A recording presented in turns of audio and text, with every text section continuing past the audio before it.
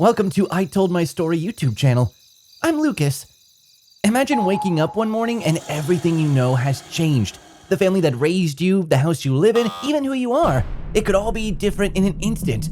I just had such a morning when I opened my eyes. I found myself in an unfamiliar house with a strange family. They acted like my family, but something inside me whispered that this couldn't be real. Will I be able to survive in this strange world while searching for my real family in my life?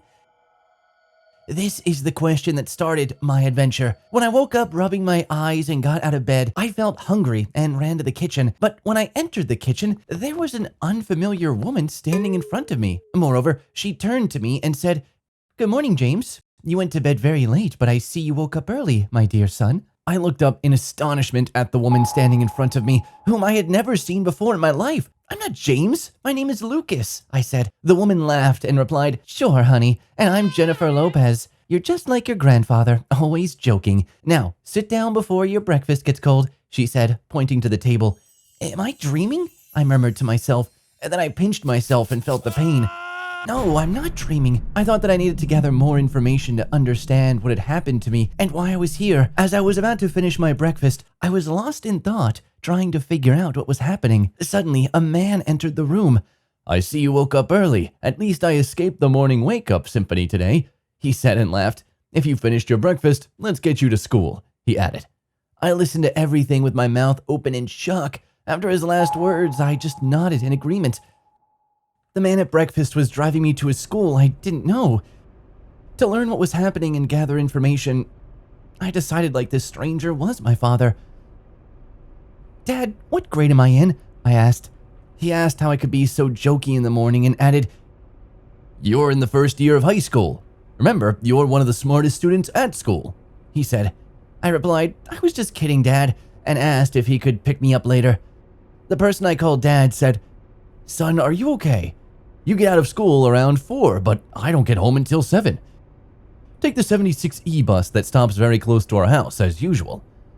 When I entered the school, I didn't know my classroom, so I stopped the first person I saw in the corridor. "Hi, do you know which floor the first-year high school classes are on?" I asked. The girl in front of me suddenly looked surprised and said, "James, you must be joking."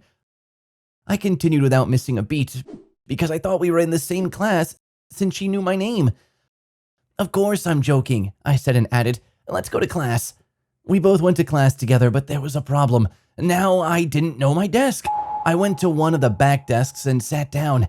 While I was waiting for the teacher to come, suddenly a big man came up to the desk. "Who are you to sit on my desk?" he said, and then shouted angrily, "Get out of here!" While I was scared and didn't know what to do, someone sitting in another row said, "Hey James, you can sit here," and pointed to another desk. I guess I had unintentionally confronted the most troublesome boy in the class. "Thank you," I said to the boy who helped me, and he said, "You're welcome, my friend. That's what friends are for today." Suddenly I realized that the boy who helped me was a close friend of mine. As I was asking him questions to find out more about myself, I didn't hear the teacher come into the classroom. The teacher turned to me angrily and said, "Hey James, if you shut up, I will start the class." I was so embarrassed I didn't know what to do. And during the break, the boy whom I thought was a close friend came up to me and said, "James, how are the preparations going for the tournament this weekend?" Without understanding what was going on, I replied, "What tournament?" The boy in front of me said, "Come on, James, please stop joking. We're discussing a serious matter here." Trying to grasp what was happening, I quickly said, "I was just kidding, of course, I'm working on it." The person in front of me smiled and said, "This year we're representing our school. How proud is that?" After leaving the classroom, as I was walking down the corridor to go home, a man with a big belly and a fierce look jumped up in front of me. Turning towards me, he said, "James, I expect a very good performance from you in tomorrow's inter-school tournament. If our school doesn't come first in this tournament, you have a big punishment," with a stern expression, and asked, "Understood?" aggressively. Shyly, I replied, "Understood, sir." Waking up as a child from an unknown family, I found out that my name was James. To make matters worse, I got into an argument with a troublemaker of the class at the school I attended as James. Now I've learned that I've been selected as one of the smartest students to represent our school in the inter-school tournament. But the problem is, I'm not that smart. Oh my God, how did I end up in such a mess? I was sitting at the dinner table with my family, contemplating what had happened to me and how I would get out of it. My father said, "Come on, son, you need to eat to get stronger. You know that you have matches at the kickboxing school on Friday nights. If you win this week, you'll be first for 5 consecutive weeks." What? Kickboxing? So James was doing kickboxing? Dad, I'm feeling a little bit of a stomach ache tonight. Maybe I shouldn't go, I said with a saddened expression. My father replied, "Come on, kickboxing champions don't have stomach aches. Finish your meal and let's hit the road," with a determined expression. As I entered the kickboxing school, a burly student confronted me. There was a slight bruise under his right eye. With a fierce expression, he said to me, "James, you managed to defeat me somehow last week, but my revenge will be severe this week." And he clenched his fist, showing it to me angrily. I, on the other hand, was looking at him in shock, out of fear. Then he turned to me again and said, "You might have bruised my eye in the match, but this week I'll bruise both of your eyes," with a determined expression. 5 minutes later, I found myself facing the kickboxer whom I had defeated last week by bruising his eye. The referee was ready, and after the command to start, I heard the bell ring. My opponent immediately made a move towards me. Instead of responding to his moves, I started dodging left and right. Laughter erupted among the spectators. Everyone began chanting, "Coward James, scared James," in unison. My opponent smirked maliciously and said, "What's this, a scared chicken? Last week you were strutting around here like a lion. I'm the king of this place, I am," and continued laughing. Enough was enough. I raised my fist about to make a move when suddenly, boom! I took a powerful punch from my opponent and I was knocked out cold with a single blow. No matter how much I wanted to get up, it was in vain. My eyes closed shut and I was left in darkness. When I woke up, I found myself lying in a hospital room. As I lifted my head, I saw a boy about my age lying in the bed next to mine. Trying to understand what was going on, the patient lying next to me said, "Hello." I replied, "Hello, I'm James." He looked at me and smiled. "What a coincidence. My name is James too," he said. I had gotten so used to the name James that I had completely forgotten about the name Lucas and introduced myself as James.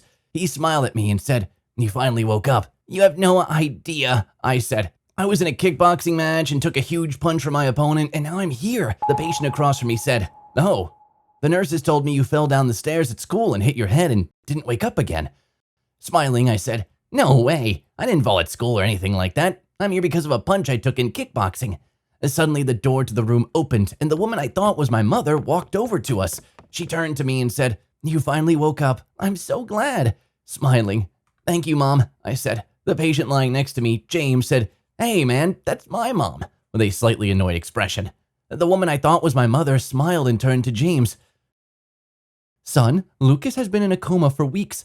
It's normal for someone who has just woken up from a coma to talk nonsense," she replied. "What? In a coma? Was I in a coma? And for weeks?